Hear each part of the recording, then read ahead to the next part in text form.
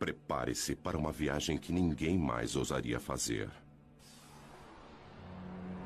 Até o Sol. Acima da camada protetora da nossa atmosfera, você ficaria exposto ao impacto total da radiação letal do Sol. O ultravioleta queimaria sua pele em segundos. Em seguida, viria o câncer de pele. Depois, a catarata. Suas mãos estariam quentes o bastante para derreter chumbo, mas na sombra seus pés sofreriam um congelamento profundo. Estamos indo para o coração superaquecido do nosso sistema solar.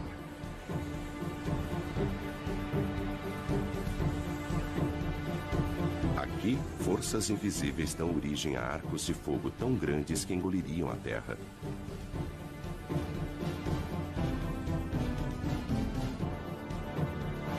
Onde explosões solares alvejam o espaço com jatos de energia pura.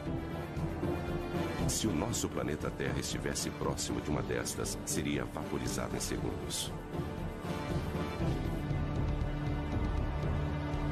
Hastes de hidrogênio quente. Este prado vermelho é invisível para nós na Terra, onde ficamos ofuscados pelo brilho intenso que existe abaixo dele.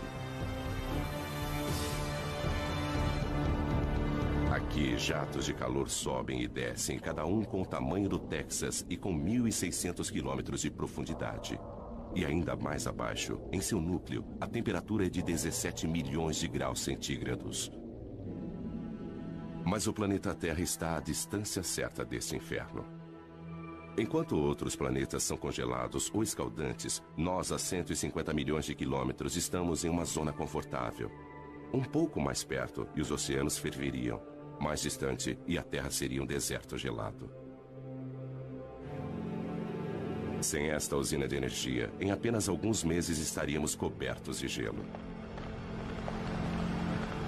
Nós devemos nossas vidas a esta fúria do Sol.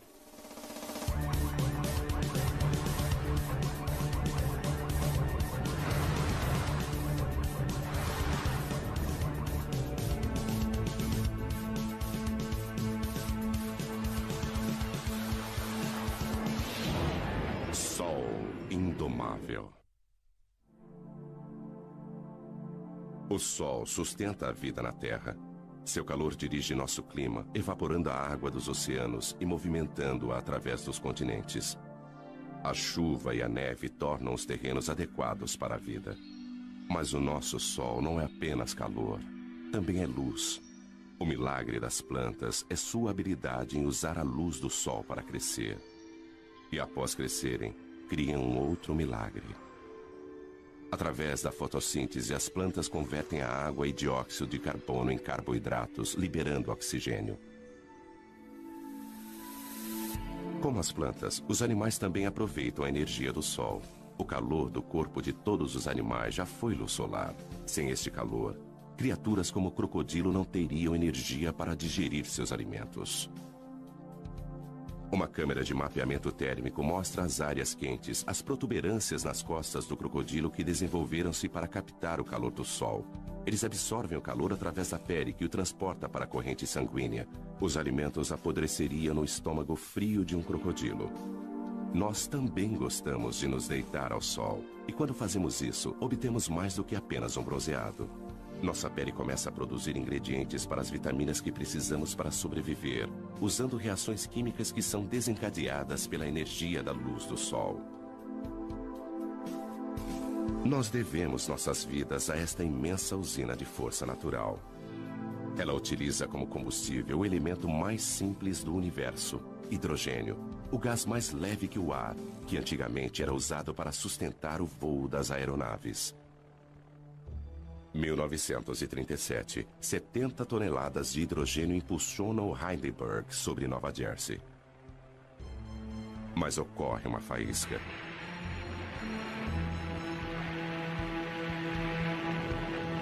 O gás se incendeia numa reação química.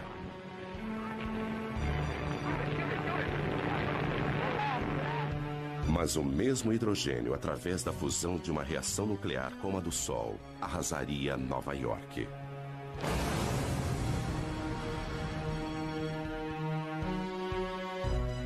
Por Por isso, o Sol é melhor observado a uma distância segura.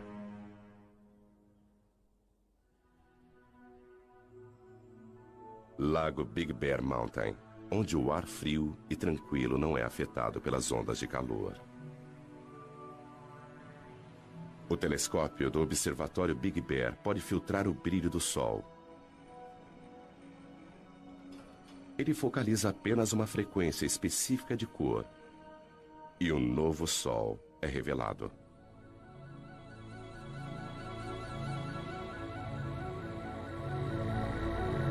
Deixando de ser um disco ofuscante e observando a luz emitida pelo hidrogênio quente, as características do Sol aparecem subitamente. Estas características refletem as variações do Sol, variações que, por sua vez, afetam a nossa Terra. As manchas pequenas e arredondadas são as áreas mais frias, manchas solares que localizam-se em uma superfície abrasadora. Labaredas, fissuras que se abrem, brilhando com mais calor à luz do hidrogênio.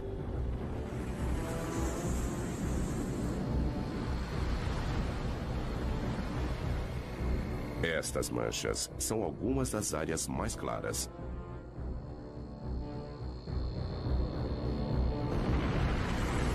Imensos filamentos, arcos de gás erguendo-se acima da superfície.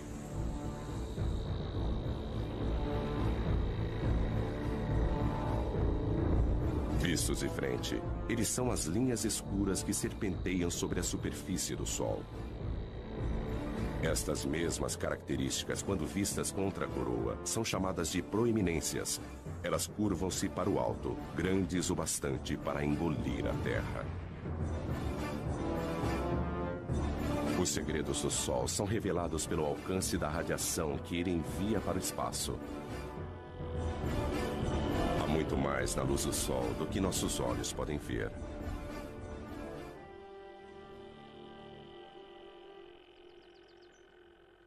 Graças à internet, ninguém precisa visitar um observatório para estudar o Sol. O professor e escritor Ken Lang trabalha na própria casa em Boston. Ele dedicou grande parte de sua carreira a pesquisar o que faz o Sol brilhar. O segredo está na capacidade do Sol de comprimir os átomos de hidrogênio com tamanha potência que eles se fundem, transformando-se em hélio. O Sol brilha por fusão nuclear. A fusão de 4 átomos de hidrogênio e 1 de hélio. Primeiro um átomo de hidrogênio funde-se a outro, depois mais um e um quarto. Mas o hélio pesa menos do que 4 átomos de hidrogênio que o formaram. Então a massa é menor do que a que você utilizou. Essa diferença na massa é a energia que alimenta o Sol. Alguns quilos de matéria transformam-se em energia em uma bomba H. Mas a cada segundo, o Sol libera a mesma energia de 1 milhão de bombas H. Apesar disso, existe uma força que impede que ele se fragmente. A gravidade. Ela é forte o bastante para manter o monstro nuclear sob controle. A gravidade comprime o Sol, fazendo com que ele se aqueça por dentro. As partículas movimentam-se mais rapidamente e a fusão nuclear ocorre a uma taxa mais veloz. Isso gera uma pressão de dentro para fora que faz com que o Sol se expanda e esfrie-se novamente. Mas quando a fusão obriga o Sol a se expandir, a gravidade volta a agir. O núcleo se aquece e a fusão nuclear aumenta. Então o pêndulo fica oscilando entre a gravidade e a fusão. É como um cabo de guerra indo e voltando, mas sem vencedor.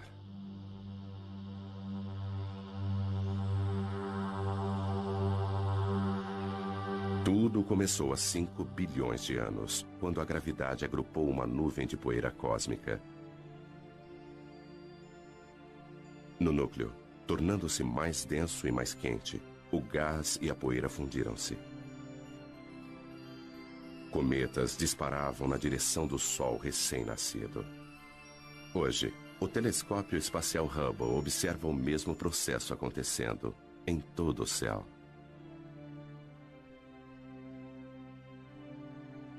Nosso Sol é apenas uma entre bilhões de estrelas. O Hubble aproxima-se delas e nos mostra estrelas de todas as idades num ciclo de vida em que todas estão conectadas, porque as estrelas nascem de outras estrelas.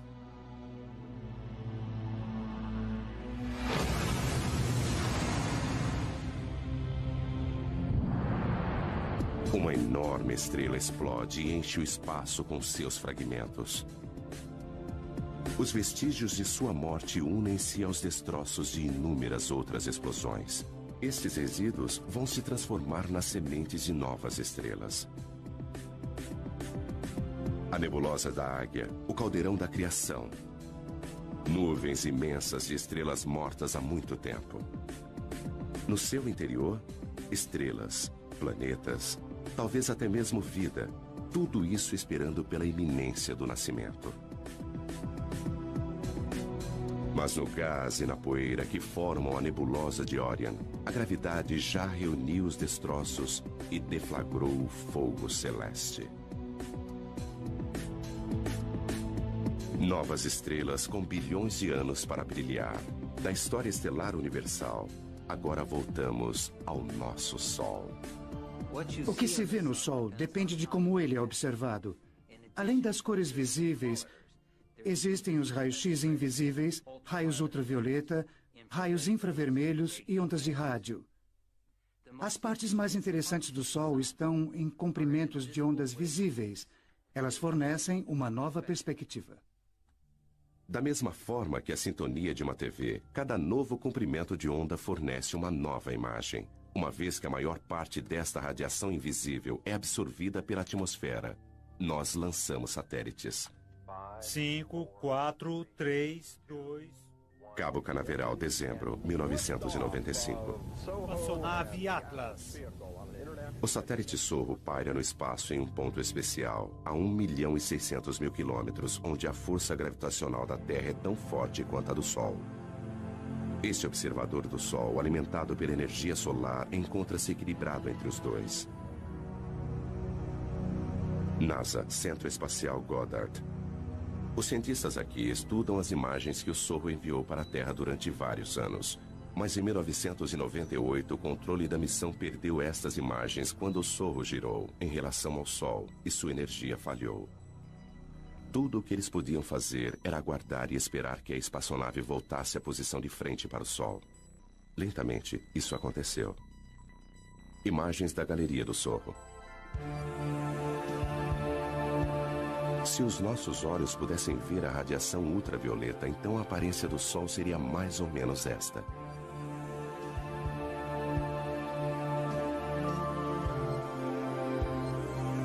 A visão de raio-x mostra manchas brilhantes e quentes.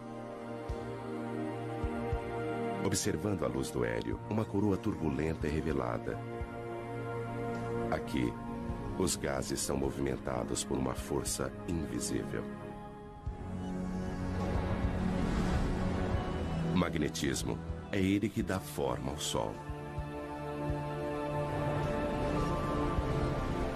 Os padrões que nós observamos no Sol são os mesmos das linhas dos campos magnéticos em torno de um ímã na Terra.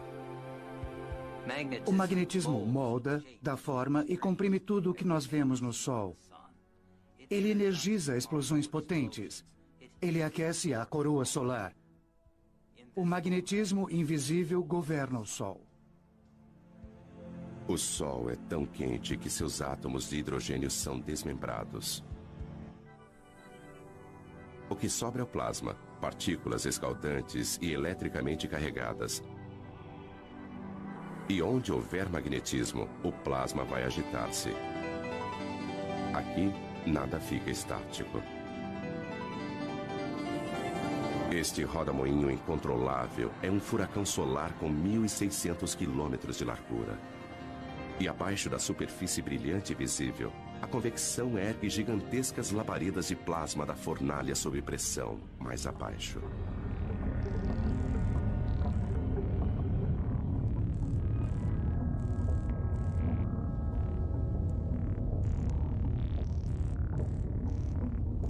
A Ainda mais fundo, o plasma abrasador, prisioneiro do campo magnético, serpenteia em rios de fogo.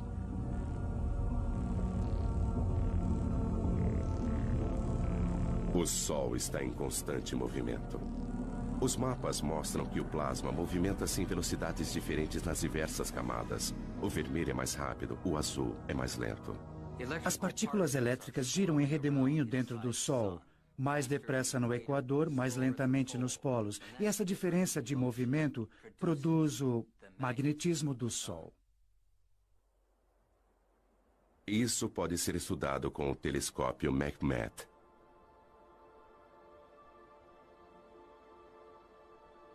O coração deste observatório é um buraco na montanha, com um espelho no topo.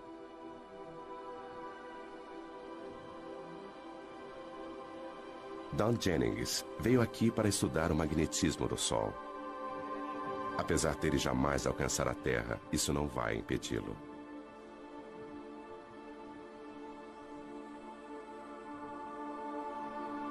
O tubo em que este telescópio foi construído precisa manter uma temperatura muito constante.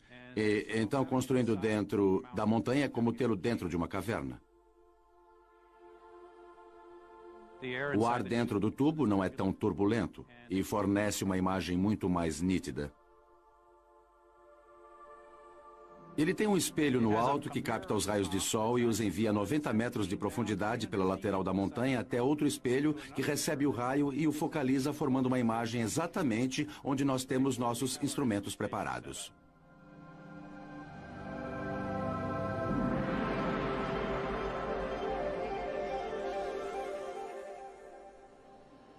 É possível ver uma grande mancha solar. E o mais incrível para mim é aquela mancha solar ali atrás. São duas manchas solares desta vez e não uma só. E como estamos planejando mapeá-las? Alinhe a fenda ali e deslize para... Don e Pedro Sada são mapeadores de campos magnéticos. É um trabalho duro. A paisagem e as manchas solares mudam constantemente. Manchas solares são áreas em que o campo magnético é muito forte e a atividade na superfície solar é muito intensa. E nós queremos estudar a estrutura dos campos magnéticos na região das manchas solares e também observar como elas mudam de hora em hora, de um dia para o outro. Para estudar o objeto mais quente do nosso sistema solar, eles precisam ir para o outro extremo de temperatura.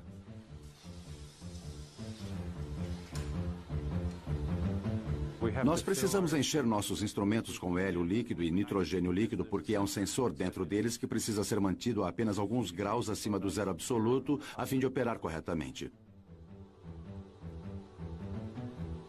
O que se vê aqui é um pouco do hélio saindo e formando vapor d'água no ar. Mas não se trata só de fumaça e espelhos. Há muita ciência séria acontecendo por aqui. Don e Pedro não podem medir diretamente o magnetismo do Sol, mas conseguem ver seus efeitos. O sensor congelado vai observar a radiação infravermelha do Sol e calcular as mínimas variações em sua cor. E agora está tudo pronto. Don, você pode instalar os filtros enquanto eu coloco a agulha no lugar, por favor? Ok. Campos magnéticos fortes alteram a coloração de algumas das luzes do Sol. Don e Pedro sabem qual deveria ser a cor, e observando o quanto ela mudou, eles podem mapear a força do magnetismo em torno de uma mancha solar. Ok, Don, eu vou focalizar a câmera para nós podermos ver melhor a mancha solar. Ok, faça isso. Eles criaram uma imagem de como o magnetismo se comporta em torno das manchas solares. O campo magnético proveniente daquela mancha solar é quase como uma fonte que eleva-se no centro, muito concentrado, depois se espalha. E geralmente as manchas solares ocorrem em pares, ou talvez mais. E o campo magnético é proveniente de uma das manchas, talvez como no Polo Norte, de um ímã, e passa para outra mancha, que seria o Polo Sul. Dentro do imenso ímã do Sol existem estes outros ímãs. O plasma do Sol rastreia as linhas de campos magnéticos entre os polos norte e sul.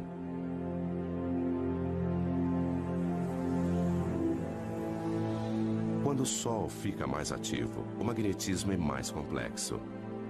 Então, a superfície é transformada em um tapete de agitação magnética.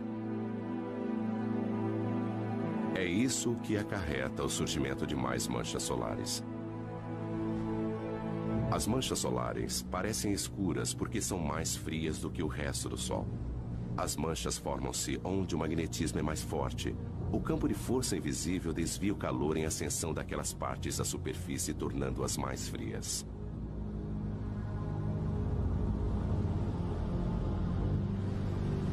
Se você pudesse entrar no centro de uma mancha solar, veria que ela apresenta uma ligeira depressão. Tem mais ou menos o formato de um prato.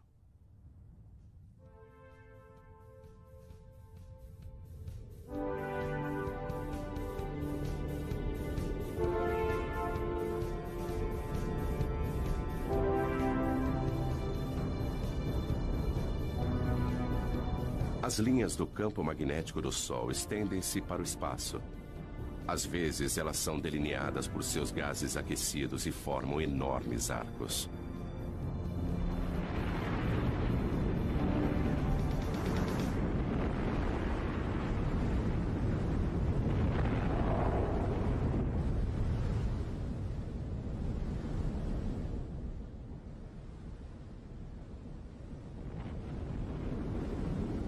Estas são as proeminências. As linhas magnéticas agem como tramas invisíveis, atraindo o plasma para fora. Elas podem pairar sobre o Sol durante semanas.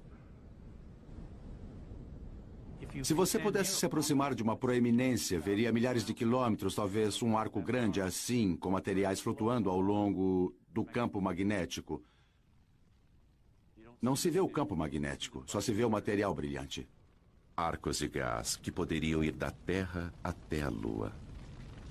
As linhas de campos magnéticos, quando formam uma proeminência, seguem um padrão de forma igual ao que vemos em torno de um ímã, e é o mesmo padrão. Frequentemente, elas começam como pequenos arcos e depois aumentam. E durante um período de tempo, elas podem se desconectar, e o material então passa a flutuar no espaço.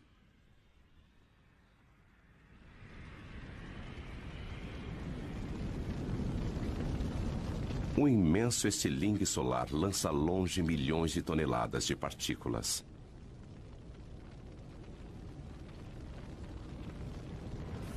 Pode até parecer lento, mas este plasma está a uma velocidade tamanha que poderia cruzar os Estados Unidos em menos de 1 minuto. Indicadores solares para 28 de outubro seguem. Fluxo solar 108 em Boulder A. Indicador 10. Repetindo, fluxo solar 108. Boulder, Colorado. Este é o Centro Nacional Atmosférico e Espacial.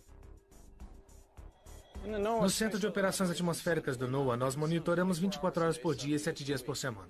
O indicador Boulder K0 100 horas UT em 29 de outubro era 3. Repito, Hoje, 3. Courtney Williamson é o meteorologista do centro. Outras pessoas pesquisam e mapeiam as atividades do Sol. Uma das nossas preocupações é a atividade explosiva do Sol. A atividade solar vai estar baixa. Estas áreas mais claras são áreas de campos magnéticos muito fortes, e às vezes estes campos magnéticos tornam-se muito carregados. Quando isso acontece, eles precisam liberar energia, e fazem isso na forma de uma explosão solar. 8 minutos após uma explosão, a Terra é bombardeada por raios X e ultravioleta que causam pane nas telecomunicações. 1984, toda a comunicação entre o avião presidencial e o controle de terra foi interrompida. Quando o presidente e a senhora Reagan desembarcaram na China, o comandante em chefe do exército norte-americano já estava sem contato há várias horas. Não havia nada que ninguém pudesse fazer a respeito. Até as comunicações por satélites foram afetadas. Em uma tempestade solar, raios de energia incineram a parte mais alta da atmosfera da Terra. O ar rarefeito se expande, trazendo para baixo satélites que normalmente estariam orbitando mais acima. Mas as explosões não são o único resultado. As proeminências podem parecer com arcos brilhantes na coroa do Sol. Mas quando vistas de frente, elas aparecem como faixas escuras e finas. E recebe um nome diferente: filamentos. As faixas escuras são os filamentos. Eles localizam-se na parte mais alta da atmosfera solar e às vezes são lançados pelo Sol. Quando isso acontece, eles seguem um vento solar e propagam-se na direção da Terra. O vento solar é um jato de partículas carregadas emitidas pelo Sol.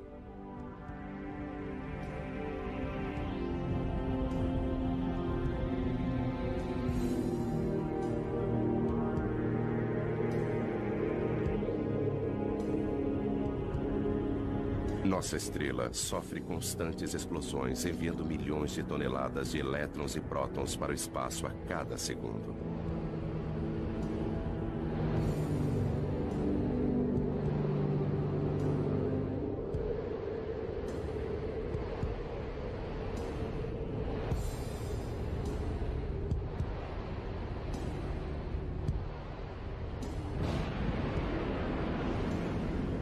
Nossa primeira pista para a existência desse vento surgiu há algumas décadas com os cometas. 1986, cometa Halley. Atingidos pelo calor do Sol, seu gelo e poeira cósmica evaporam. 10 anos depois, o cometa Hale-Bopp, visto com duas caudas. Uma delas, um rastro amarelado de poeira e detritos que cobrem a trajetória do cometa. A outra cauda é de um azul elétrico. É gás brilhante, são partículas carregadas e, como uma biruta, movimenta-se na direção daquele vento solar. Esta cauda sempre aponta para a direção contrária ao Sol. Mas existem maneiras melhores do que cometas para ver o vento solar no espaço. Os satélites alimentam os monitores no Centro Nacional Atmosférico e Espacial. Estas são a densidade, a velocidade e o campo magnético do vento solar.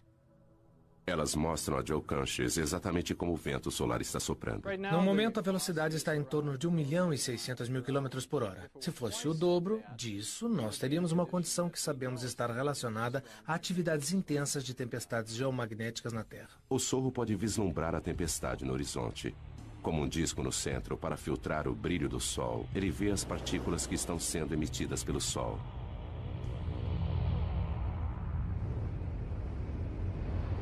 Elas atingem o sensor da câmera e faiscam.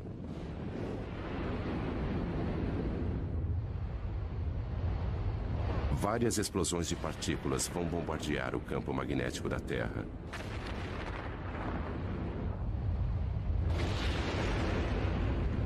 Isso tem um preço, às vezes com consequências devastadoras para o planeta. Esta imagem computadorizada mostra o campo magnético da Terra sendo bombardeado em 1997 por gigantescas rajadas de vento.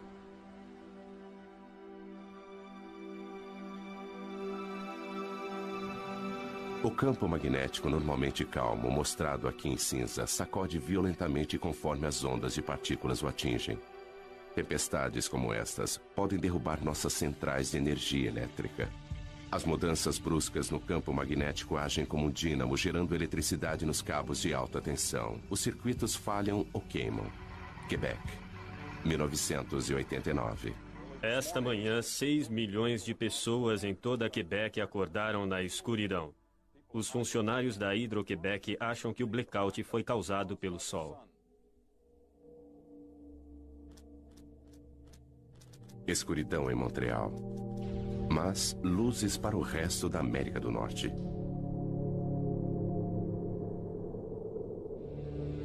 As partículas que derrubaram energia em Quebec alcançaram a Terra e produziram a aurora boreal e austral.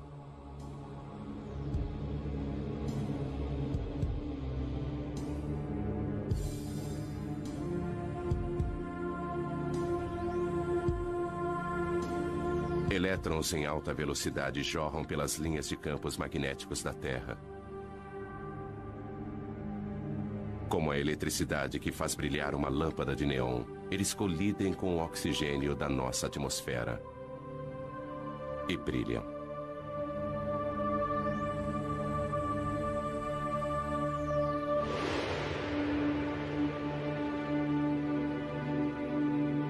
A quantidade de energia liberada pelo Sol é fenomenal.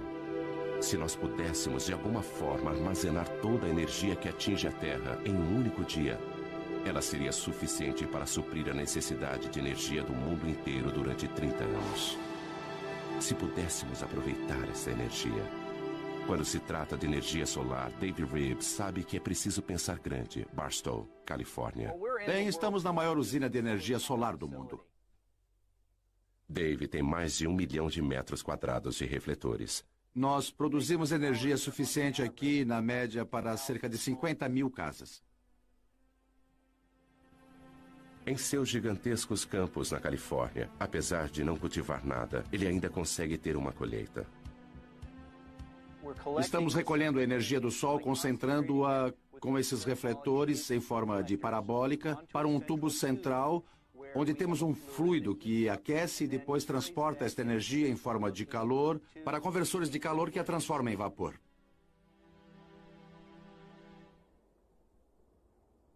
O fluido dentro do tubo é óleo, aquecido pelo calor do Sol. Mais quente do que chumbo derretido, cada metro quadrado de refletores capta energia suficiente para alimentar 5 aparelhos de TV.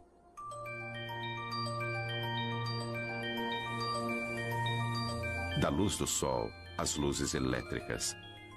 Apesar de ter programado 500 mil de refletores para seguirem a trajetória do Sol no céu, alguns raios solares ainda escapam de Dave. Nós contamos cerca de 30 dias nublados por ano, além de dias que são parcialmente nublados. Mas isso ainda nos deixa uma grande maioria de dias claros e ensolarados.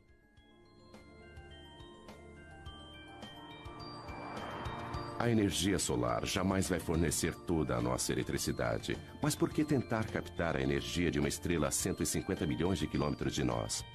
Algumas pessoas querem uma estrela um pouco mais próxima.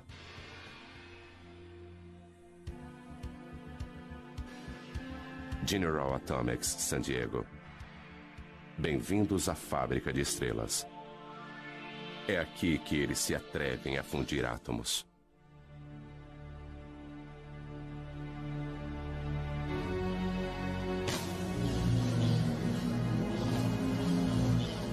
Em um certo sentido, nós somos como uma mini fábrica de estrelas. Nós produzimos algumas coisas muito quentes aqui, muito mais quentes do que qualquer outra coisa na Terra.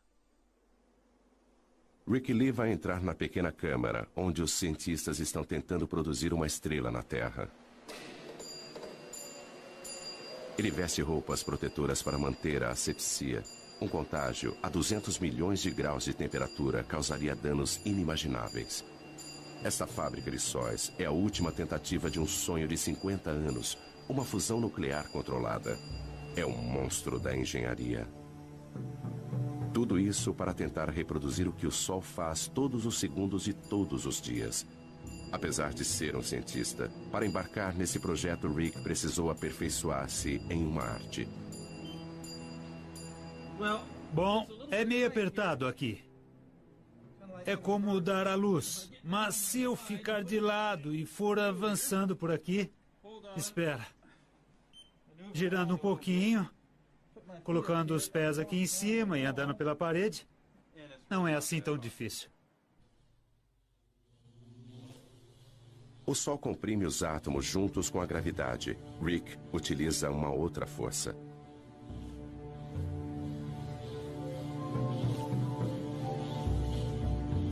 Usaremos campos magnéticos muito fortes para comprimir estas partículas. Tempo suficiente para se fundirem. Até podemos pensar nisso como uma garrafa magnética.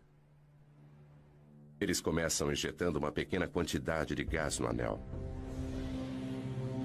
Eles usam eletricidade para separar seus elétrons e transformá-los em plasma carregado eletricamente. Então ele pode ser movimentado através do magnetismo.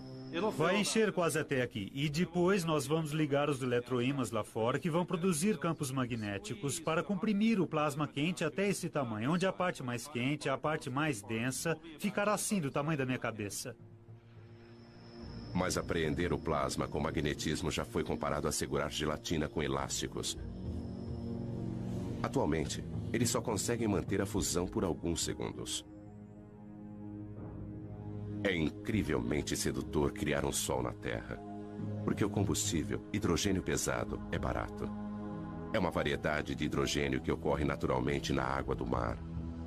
Controlando a fusão, esta seria uma fonte barata de energia para as gerações futuras. Eclipse no Caribe. Uma coincidência cósmica. A Lua está com o tamanho e a distância perfeitas para encobrir o disco brilhante do Sol. Somente quando o Sol estiver completamente eclipsado é que será seguro retirar esses óculos especiais. Então, será possível observar a camada externa e secreta do Sol, a coroa.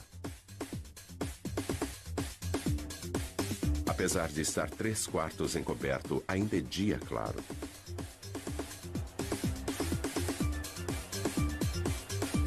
A escuridão diurna abate-se sobre Curaçao.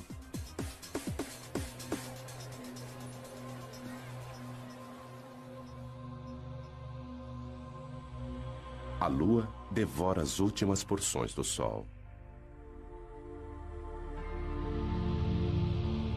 Falta pouco.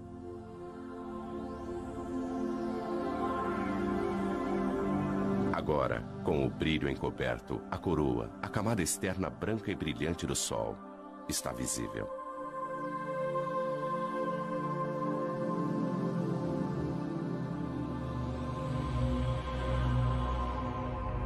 Surgindo acima do Sol, um pontinho de luz. E mais um a sudoeste. São Júpiter e Vênus. Apesar da Terra estar na escuridão, estes dois planetas, a milhões de quilômetros de distância, estão no lado iluminado do Sistema Solar. Mais abaixo, às 2 da tarde, está escuro como a noite. Imagens de um outro eclipse.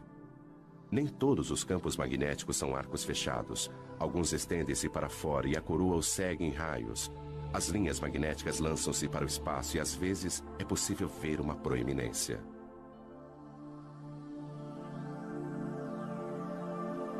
Do lado direito, uma coluna de gás aparece além da borda da Lua. Uma espiral rosada vista a olho nu apenas durante o eclipse.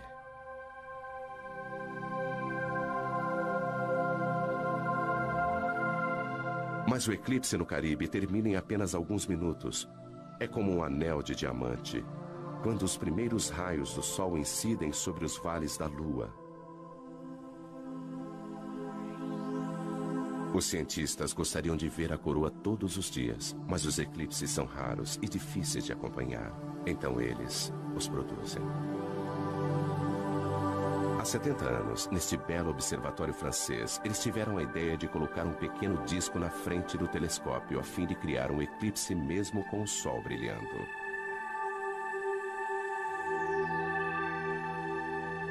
Eles observam o que acontece em torno da coroa do Sol.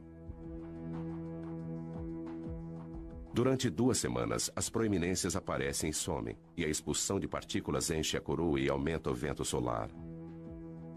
Isso dá ao Sol um halo avermelhado. Fora da nossa atmosfera, o satélite Sorro consegue uma imagem ainda mais clara. Combinando isso com uma imagem do Sol, nós podemos ver como a atividade na superfície lança partículas na coroa.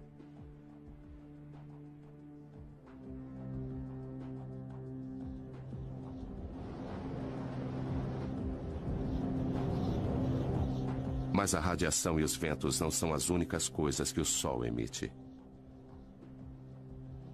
Partículas minúsculas, os neutrinos, jorram do cerne nuclear. Um subproduto da fusão. Eles são como o resíduo do escapamento de um carro, que podem nos indicar como o motor nuclear está funcionando. Sudbury, Ontário. O Observatório de Neutrinos Solares.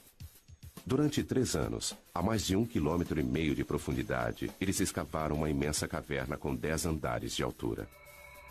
O coração do detector, onde eles esperam capturar alguns neutrinos, é um gigantesco tanque de água.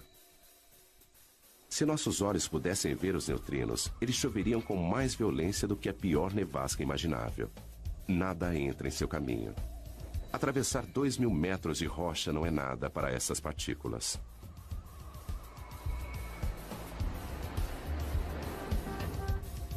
Esta experiência requer o equivalente a 300 milhões de dólares em água pesada. Eles não podem comprá-la, então pediram emprestado. Lá se vão mais de 6 milhões de dólares pelo ralo. Eles usam a água pesada porque ela produz um pequeno flash quando é atingida por um neutrino. E este flash é o que eles estão buscando. Fusões nucleares diferentes produzem tipos diferentes de neutrinos. O tipo de neutrino e sua quantidade são fortes indicadores do tipo de reação que está acontecendo. Nenhum outro experimento pode nos contar tanto.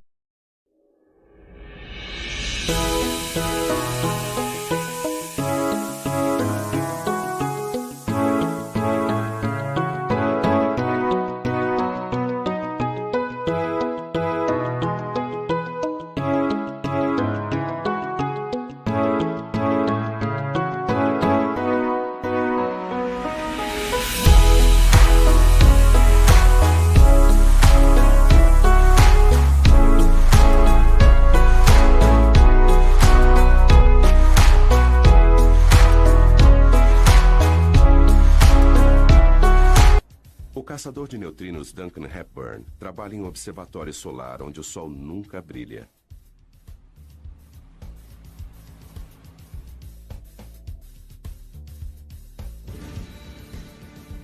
Mas além de desvendar os segredos do núcleo do Sol, este experimento também vai nos contar a respeito dos próprios neutrinos.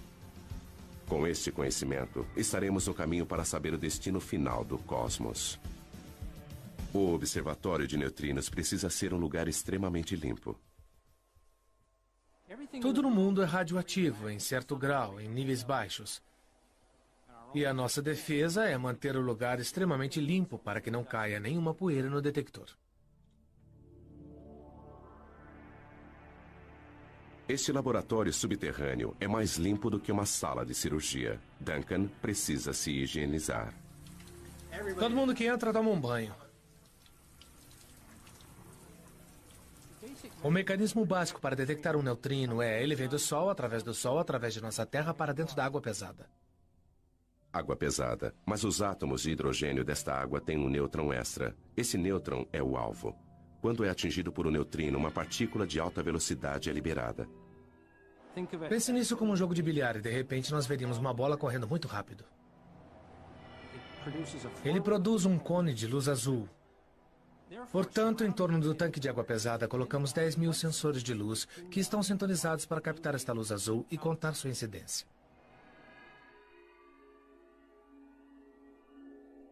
Este cone de luz indica a direção de onde veio o neutrino. Este é um sinal muito valioso, porque nós sempre podemos comparar com o lugar onde achamos que o Sol se encontra no céu naquele momento. Além de desvendar os segredos do Sol, o projeto Sudbury conseguiu nos ensinar muito, muito mais.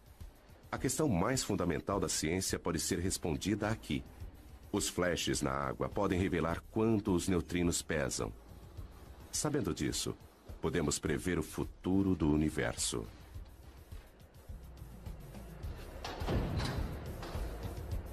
Existem mais neutrinos do que qualquer outro tipo de partícula no universo. Se eles possuírem uma massa, mesmo que minúscula, isso pode influenciar a atual expansão que está acontecendo desde o Big Bang e talvez até gerar um Big Crunch há bilhões de anos no futuro. Mas qualquer que seja o fim do universo, a morte da nossa estrela acontecerá bem antes.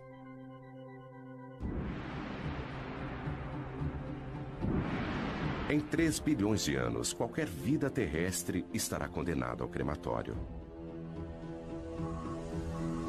O Sol perderá seu equilíbrio e o pêndulo vai se alternar entre a fusão e a gravidade.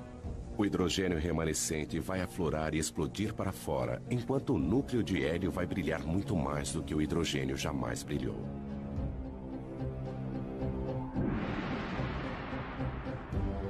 Com a expansão do Sol, os planetas mais próximos serão incinerados. As calotas de gelo de Marte derreterão.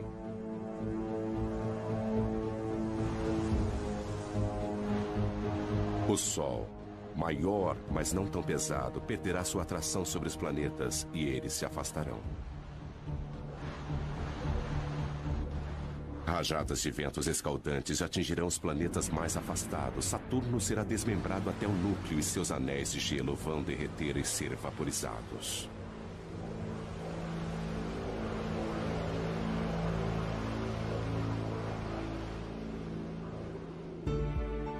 Antigo gigante, Júpiter agora parece modesto, encoberto por sua lua Europa, cuja calota de gelo derreteu e transformou-se em oceanos. O sistema solar está irreconhecível. O Sol consome a si mesmo agora, tornando-se uma anã branca, alimentando-se das cinzas elementares das fusões anteriores. Em sua fase final, ele lança imensos jatos de poeira cósmica e os resíduos de sua morte alcançam muito além de seus antigos planetas. A ampulheta esgotou-se para o sistema solar. O Sol, que nutria e proporcionava vida para seus filhos, agora os devora. E ele lança suas cinzas ao vento cósmico para que sejam reunidas em nuvens e depois formar novas estrelas, novos planetas e talvez nova vida.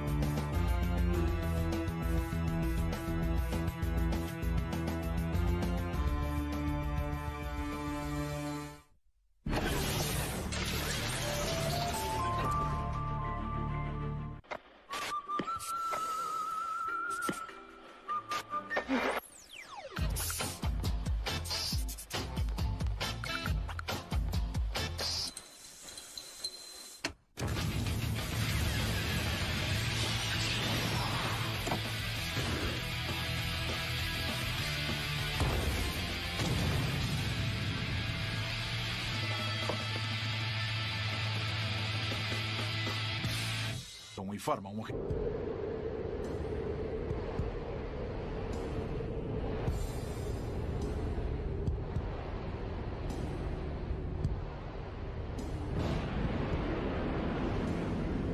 Nossa primeira pista para a existência desse vento surgiu há algumas décadas com os cometas. 1986, cometa Halley. Atingidos pelo calor do Sol, seu gelo e poeira cósmica evaporam. 10 anos depois, o cometa Hale-Bopp, visto com duas caudas. Uma delas, um rastro amarelado de poeira e detritos que cobrem a trajetória do cometa. A outra cauda é de um azul elétrico. É gás brilhante, são partículas carregadas e, como uma biruta, movimenta-se na direção daquele vento solar. Esta cauda sempre aponta para a direção contrária ao Sol. Mas existem maneiras melhores do que cometas para ver o vento solar no espaço. Os satélites alimentam os monitores no Centro Nacional Atmosférico e Espacial. Estas são a densidade, a velocidade e o campo magnético do vento solar. Elas mostram a Joe Canches exatamente como o vento solar está soprando. No momento, a velocidade está em torno de 1.600.000 km por hora. Se fosse o dobro disso, nós teríamos uma condição que sabemos estar relacionada a atividades intensas de tempestades geomagnéticas na Terra. O sorro pode vislumbrar a tempestade no horizonte. Como um disco no centro, para filtrar o brilho do Sol, ele vê as partículas que estão sendo emitidas pelo Sol.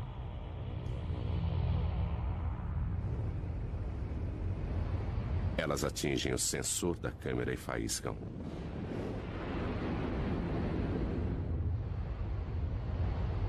Várias explosões de partículas vão bombardear o campo magnético da Terra.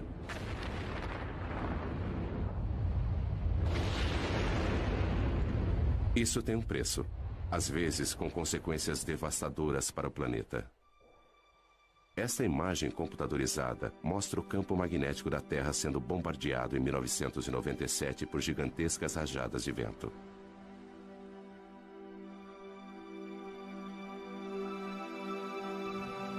O campo magnético normalmente calmo, mostrado aqui em cinza, sacode violentamente conforme as ondas de partículas o atingem.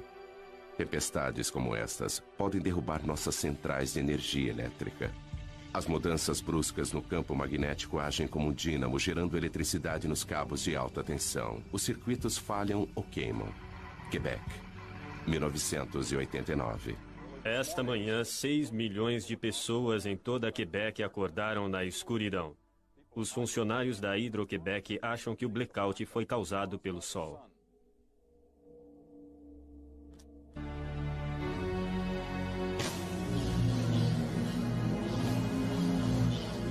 Em um certo sentido, nós somos como uma mini fábrica de estrelas. Nós produzimos algumas coisas muito quentes aqui, muito mais quentes do que qualquer outra coisa na Terra. Rick Lee vai entrar na pequena câmara, onde os cientistas estão tentando produzir uma estrela na Terra. Ele veste roupas protetoras para manter a asepsia. Um contágio a 200 milhões de graus de temperatura causaria danos inimagináveis. Esta fábrica de sóis é a última tentativa de um sonho de 50 anos, uma fusão nuclear controlada. É um monstro da engenharia. Tudo isso para tentar reproduzir o que o Sol faz todos os segundos de todos os dias. Apesar de ser um cientista, para embarcar nesse projeto, Rick precisou aperfeiçoar-se em uma arte. Bom, é meio apertado aqui. É como dar à luz. Mas se eu ficar de lado e for avançando por aqui... Espera. Girando um pouquinho, colocando os pés aqui em cima e andando pela parede. Não é assim tão difícil.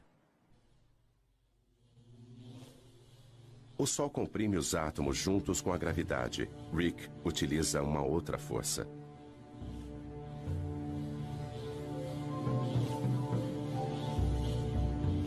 Usaremos campos magnéticos muito fortes para comprimir estas partículas. Tempo suficiente para se fundirem. Até podemos pensar nisso como uma garrafa magnética. Eles começam injetando uma pequena quantidade de gás no anel. Eles usam eletricidade para separar seus elétrons e transformá-los em plasma carregado eletricamente. Então ele pode ser movimentado através do magnetismo. Vai encher quase até aqui. E depois nós vamos ligar os eletroímãs lá fora que vão produzir campos magnéticos para comprimir o plasma quente até esse tamanho, onde a parte mais quente, a parte mais densa, ficará assim do tamanho da minha cabeça.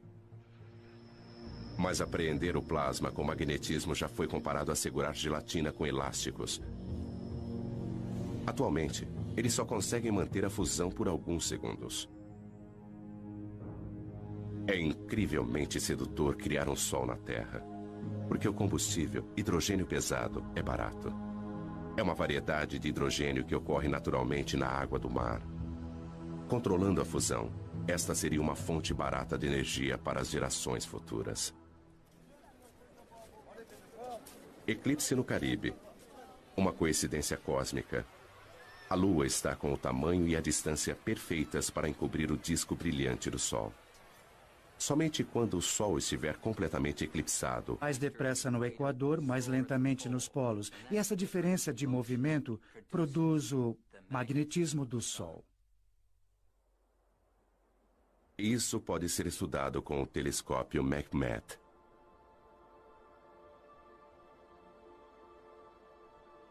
O coração deste observatório é um buraco na montanha, com um espelho no topo.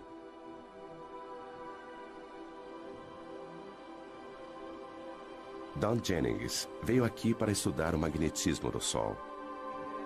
Apesar dele jamais alcançar a Terra, isso não vai impedi-lo.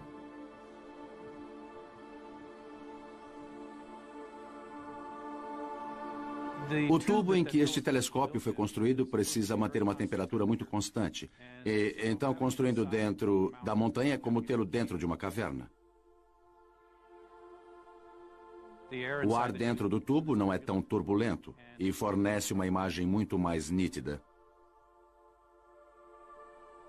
Ele tem um espelho no alto que capta os raios de sol e os envia a 90 metros de profundidade pela lateral da montanha até outro espelho que recebe o raio e o focaliza, formando uma imagem exatamente onde nós temos nossos instrumentos preparados.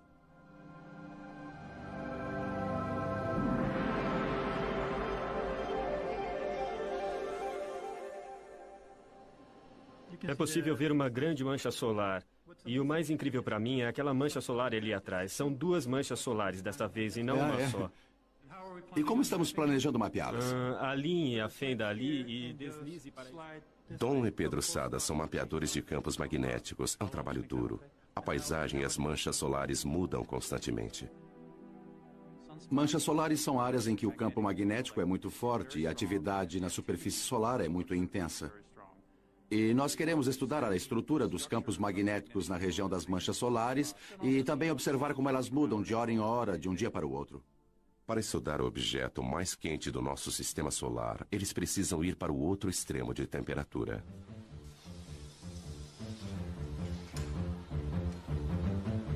Nós precisamos encher nossos instrumentos com hélio líquido e nitrogênio líquido porque há um sensor dentro deles que precisa ser mantido a apenas alguns graus acima do zero absoluto a fim de operar corretamente.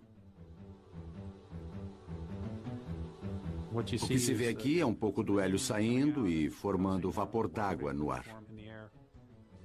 Mas não se trata só de fumaça e espelhos. Há muita ciência séria acontecendo por aqui. Don e Pedro não podem medir diretamente o magnetismo do Sol, mas conseguem ver seus efeitos. O sensor congelado vai observar a radiação infravermelha do Sol e calcular as mínimas variações em sua cor. E agora está tudo...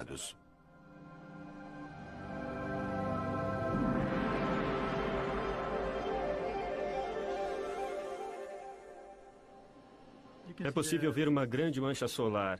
E o mais incrível para mim é aquela mancha solar ali atrás. São duas manchas solares desta vez e não uma só. E como estamos planejando mapeá-las? Alinhe a fenda ali e deslize para... Don e Pedro Sada são mapeadores de campos magnéticos. É um trabalho duro. A paisagem e as manchas solares mudam constantemente. Manchas solares são áreas em que o campo magnético é muito forte e a atividade na superfície solar é muito intensa. E nós queremos estudar a estrutura dos campos magnéticos na região das manchas solares e também observar como elas mudam de hora em hora, de um dia para o outro. Para estudar o objeto mais quente do nosso sistema solar, eles precisam ir para o outro extremo de temperatura.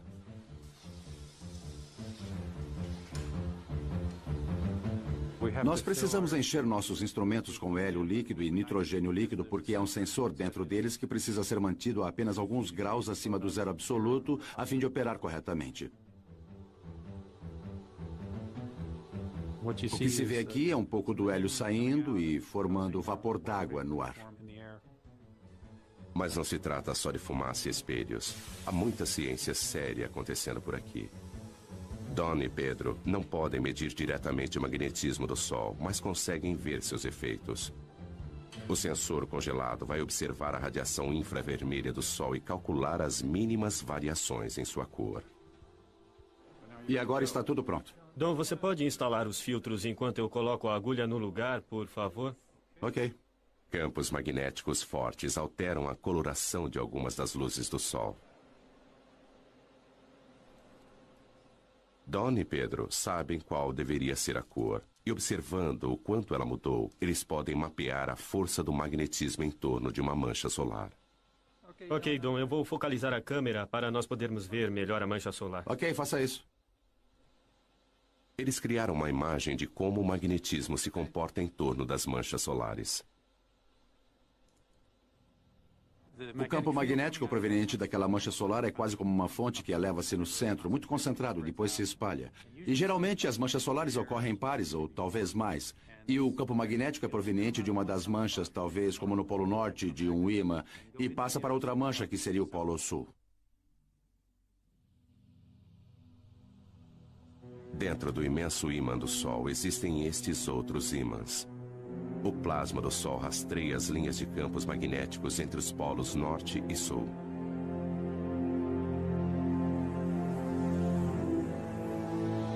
Quando o Sol fica mais ativo, o magnetismo Williamson é o meteorologista do centro. Outras pessoas pesquisam e mapeiam as atividades do Sol. Uma das nossas preocupações é a atividade explosiva do Sol. A atividade solar vai estar baixa. Estas áreas mais claras são áreas de campos magnéticos muito fortes. E às vezes estes campos magnéticos tornam-se muito carregados. Quando isso acontece, eles precisam liberar energia e fazem isso na forma de uma explosão solar. 8 minutos após uma explosão, a Terra é bombardeada por raios X e ultravioleta que causam pane nas telecomunicações. 1984, toda a comunicação entre o avião presidencial e o controle de terra foi interrompida.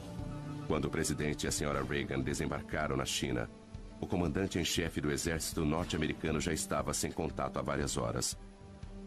Não havia nada que ninguém pudesse fazer a respeito. Até as comunicações por satélites foram afetadas. Em uma tempestade solar, raios de energia incineram a parte mais alta da atmosfera da Terra. O ar rarefeito se expande, trazendo para baixo satélites que normalmente estariam orbitando mais acima. Mas as explosões não são o único resultado. As proeminências podem parecer com arcos brilhantes na coroa do Sol. Mas quando vistas de frente, elas aparecem como faixas escuras e finas. E recebe um nome diferente: filamentos. As faixas escuras são os filamentos. Eles localizam-se na parte mais alta da atmosfera solar e às vezes são lançados pelo Sol. Quando isso acontece, eles seguem um vento solar e propagam-se na direção da Terra. O vento solar é um jato de partículas carregadas emitidas pelo Sol.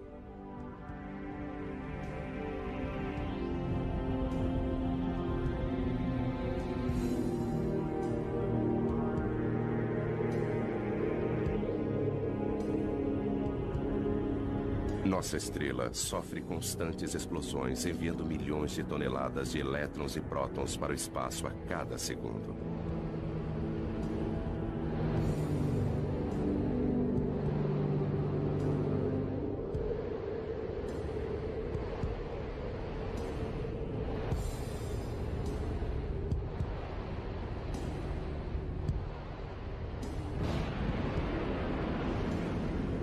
Nossa primeira pista para a existência desse vento surgiu há algumas décadas com os cometas. 1986, cometa Halley. Atingidos pelo calor do Sol, seu gelo e poeira cósmica evaporam. 10 anos depois, o cometa Hale-Bopp, visto com duas caudas. Uma delas, um rastro amarelado de poeira e detritos que cobrem a trajetória do cometa. carregadas. E onde houver magnetismo, o plasma vai agitar-se. Aqui, nada fica estático. Este roda-moinho incontrolável é um furacão solar com 1.600 quilômetros de largura. E abaixo da superfície brilhante e visível, a convecção ergue gigantescas labaredas de plasma da fornalha sob pressão, mais abaixo.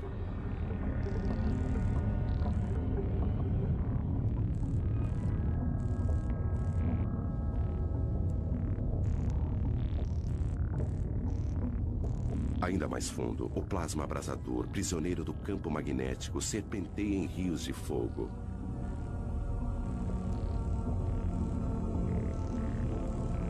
O Sol está em constante movimento. Os mapas mostram que o plasma movimenta-se em velocidades diferentes nas diversas camadas. O vermelho é mais rápido, o azul é mais lento. As partículas elétricas giram em redemoinho dentro do Sol. Mais depressa no Equador, mais lentamente nos polos. E essa diferença de movimento produz o magnetismo do Sol. Isso pode ser estudado com o telescópio McMath.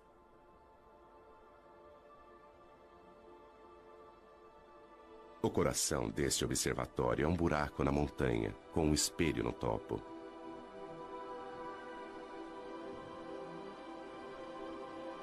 Don Jennings veio aqui para estudar o magnetismo do Sol.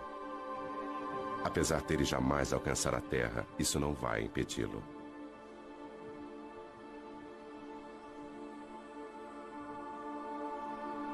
O tubo em que este telescópio foi construído precisa manter uma temperatura muito constante. E, então, construindo dentro da montanha é como tê-lo dentro de uma caverna. O ar dentro do tubo não é tão turbulento e fornece uma imagem muito mais nítida. Ele tem um espelho no alto que capta os raios de sol e os envia a 90 metros de profundidade pela lateral da montanha até outro espelho que recebe o raio e o focaliza, formando uma imagem exatamente onde nós temos nossos instrumentos preparados.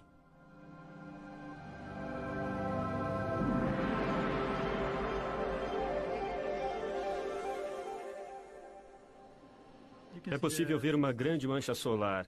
E o mais incrível para mim é aquela mancha solar ali atrás. São duas manchas solares desta vez e não uma só. E como estamos planejando mapeá-las? Alinhe a fenda ali e deslize para... Dom e Pedro Sada são mapeadores de campos magnéticos. É um trabalho duro. A paisagem e as manchas solares mudam constantemente. Manchas solares são áreas em que o campo magnético... onde explosões solares alvejam o espaço com jatos de energia pura. Se o nosso planeta Terra estivesse próximo de uma destas, seria vaporizado em segundos. Hastes de hidrogênio quente. Este prado vermelho é invisível para nós na Terra, onde ficamos ofuscados pelo brilho intenso que existe abaixo dele. Aqui, jatos de calor sobem e descem, cada um com o tamanho do Texas e com 1.600 quilômetros de profundidade. E ainda mais abaixo, em seu núcleo, a temperatura é de 17 milhões de graus centígrados. Mas o planeta Terra está à distância certa desse inferno. Enquanto outros planetas são congelados ou escaldantes, nós, a 150 milhões de quilômetros, estamos em uma zona confortável. Um pouco mais perto e os oceanos ferveriam. Mais distante e a Terra seria um deserto gelado. Sem esta usina de energia, em apenas alguns meses estaríamos cobertos de gelo. Nós devemos nossas vidas a esta fúria do Sol.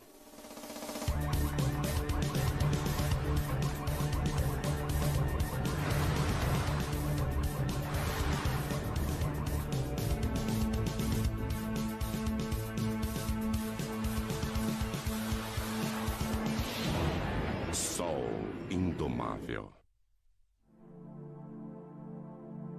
O Sol sustenta a vida na Terra. Seu calor dirige nosso clima, evaporando a água dos oceanos e movimentando-a através dos continentes. A chuva e a neve tornam os terrenos adequados para a vida. Mas o nosso Sol não é apenas calor, também é luz. O milagre das plantas é sua habilidade em usar a luz do Sol para crescer. E após crescerem, criam um outro milagre.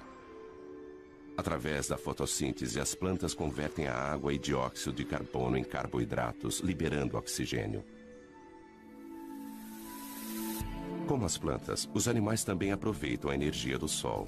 O calor do corpo de todos os animais já foi luz solar. Sem este calor, criaturas como o crocodilo não teriam energia para digerir seus alimentos. Uma câmera de mapeamento térmico mostra as áreas quentes, as protuberâncias nas costas do crocodilo que desenvolveram-se para captar o calor do Sol. Eles absorvem o calor através da pele, que o transporta para a corrente sanguínea. Os alimentos apodreceriam no estômago frio de um crocodilo. Nós também gostamos de nos deitar ao sol. E quando fazemos isso, obtemos mais do que apenas um bronzeado. Nossa pele começa... Don e Pedro sabem qual deveria ser a cor. E observando o quanto ela mudou, eles podem mapear a força do magnetismo em torno de uma mancha solar. Ok, Don, eu vou focalizar a câmera para nós podermos ver melhor a mancha solar. Ok, faça isso. Eles criaram uma imagem de como o magnetismo se comporta em torno das manchas solares. O campo magnético proveniente daquela mancha solar é quase como uma fonte que eleva-se no centro, muito concentrado, depois se espalha. E geralmente as manchas solares ocorrem em pares, ou talvez mais. E o campo magnético é proveniente de uma das manchas, talvez como no Polo Norte, de um ímã, e passa para outra mancha, que seria o Polo Sul. Dentro do imenso ímã do Sol existem estes outros ímãs. O plasma do Sol rastreia as linhas de campos magnéticos entre os polos Norte e Sul.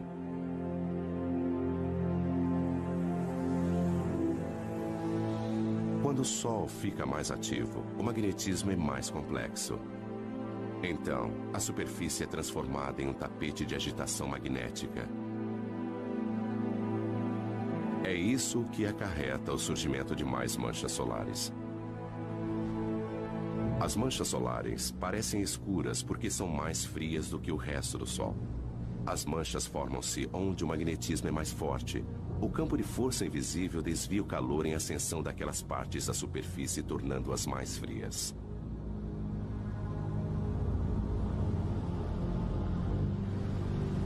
Se você pudesse entrar no centro de uma mancha solar, veria que ela apresenta uma ligeira depressão. Tem mais ou menos o formato de um prato.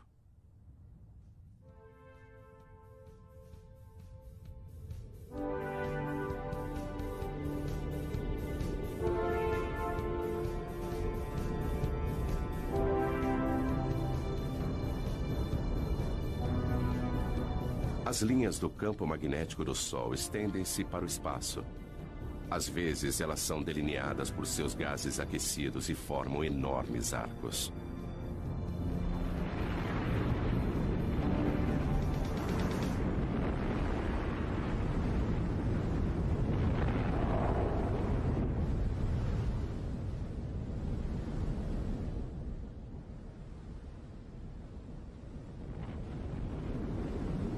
Estas são as proeminências. As linhas magnéticas agem como tramas invisíveis, atraindo o plasma para fora. Elas podem pairar sobre o Sol durante semanas. Se você pudesse se aproximar de uma proeminência, veria milhares de quilômetros, talvez um arco grande assim, com material. Mas o eclipse no Caribe termina em apenas alguns minutos. É como um anel de diamante, quando os primeiros raios do Sol incidem sobre os vales da Lua. Os cientistas gostariam de ver a coroa todos os dias, mas os eclipses são raros e difíceis de acompanhar. Então eles os produzem. Há 70 anos, neste belo observatório francês, eles tiveram a ideia de colocar um pequeno disco na frente do telescópio, a fim de criar um eclipse mesmo com o Sol brilhando.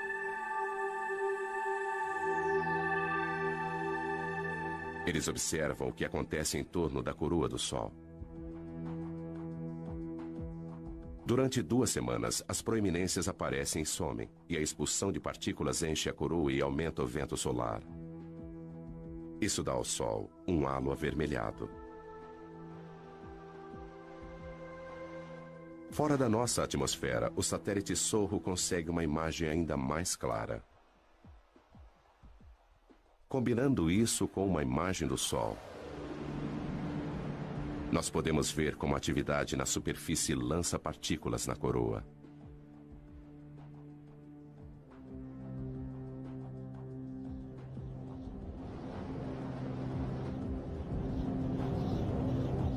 Mas a radiação e os ventos não são as únicas coisas que o Sol emite.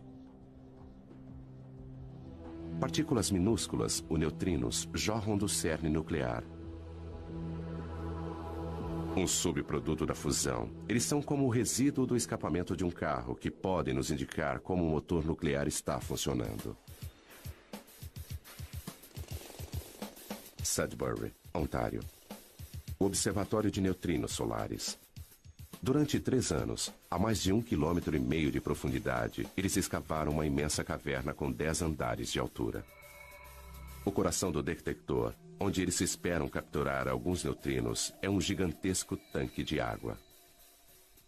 Se nossos olhos pudessem ver os neutrinos, eles choveriam com mais violência do que a pior nevasca imaginável. Nada entra em seu caminho. Atravessar 2.000 metros de rocha não é nada para essas partículas.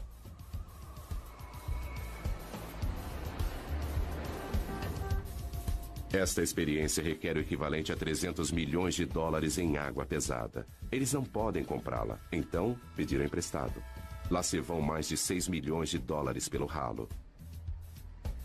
Eles usam a água pesada porque ela produz um pequeno flash quando é atingida por um neutrino. E este flash é o que eles estão buscando. Fusões nucleares diferentes produzem tipos diferentes. Nós contamos cerca de 30 dias nublados por ano, além de dias que são parcialmente nublados. Mas isso ainda nos deixa uma grande maioria de dias claros e ensolarados.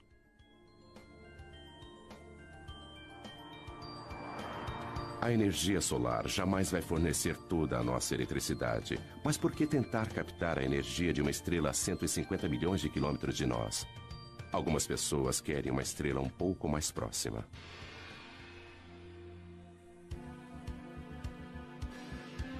General Atomics, San Diego. Bem-vindos à fábrica de estrelas. É aqui que eles se atrevem a fundir átomos.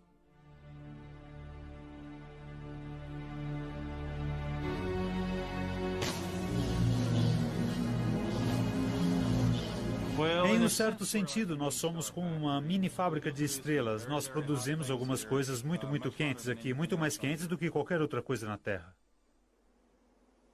Rick Lee vai entrar na pequena câmara, onde os cientistas estão tentando produzir uma estrela na Terra. Ele veste roupas protetoras para manter a asepsia. Um contágio a 200 milhões de graus de temperatura causaria danos inimagináveis. Esta fábrica de sóis é a última tentativa de um sonho de 50 anos, uma fusão nuclear controlada. É um monstro da engenharia. Tudo isso para tentar reproduzir o que o Sol faz todos os segundos de todos os dias. Apesar de ser um cientista, para embarcar nesse projeto, Rick precisou aperfeiçoar-se em uma arte. Bom, é meio apertado aqui. É como dar à luz. Mas se eu ficar de lado e for avançando por aqui... Espera. Girando um pouquinho, colocando os pés aqui em cima e andando pela parede. Não é assim tão difícil.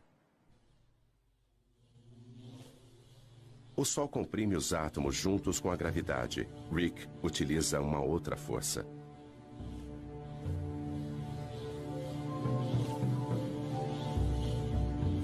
Usaremos campos magnéticos muito fortes para comprimir estas partículas. Tempo suficiente para se fundirem. Até podemos pensar nisso como uma garrafa magnética. Eles começam injetando uma pequena quantidade de gás no anel. Eles usam eletricidade para separar seus elétrons e transformá-los em plasma carregado eletricamente. Então ele pode ser movimentado através do magnetismo. Vai encher quase até aqui. E depois nós vamos ligar os eletroímãs lá fora que vão produzir campos magnéticos para comprimir o plasma quente até esse tamanho, onde a parte mais quente, a parte mais densa, ficará assim do tamanho da minha cabeça. Deixando de ser um disco ofuscante e observando a luz emitida pelo hidrogênio quente, as características do Sol aparecem subitamente. Estas características refletem as variações do Sol, variações que, por sua vez, afetam a nossa Terra. As manchas pequenas e arredondadas são as áreas mais frias, manchas solares que localizam-se em uma superfície abrasadora. Labaredas, fissuras que se abrem, brilhando com mais calor à luz do hidrogênio.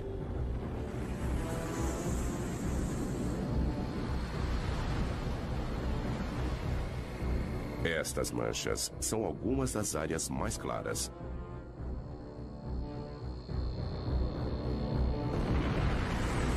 Imensos filamentos, arcos de gás erguendo-se acima da superfície.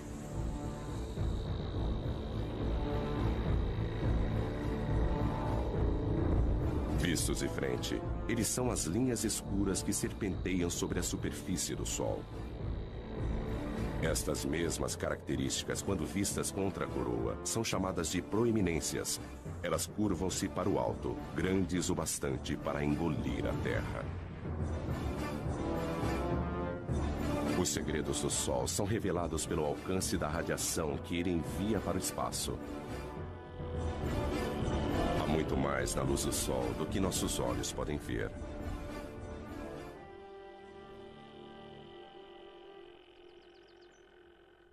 Graças à internet, ninguém precisa visitar um observatório para estudar o Sol. O professor e escritor Ken Lang trabalha na própria casa em Boston.